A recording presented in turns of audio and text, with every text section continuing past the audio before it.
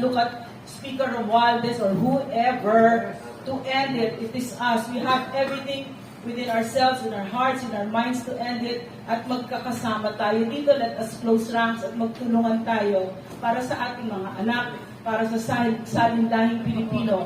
Ngayon tayo nabuhay dito sa mundong ibabaw, sa ganitong kabanata ng ating kasaysayan. Bakit kaya, di ba? At isa yon ay dahil meron tayong choice na tapusin ito. So tapusin natin ito, na natin itong ipasa, itong sumpa na CPP na ito. Tapusin na natin ito para yung mga anak natin makalipad na. Okay, so maraming salamat at nagtutulungan tayo dito. Palakpakan natin! At samahan ninyo kami.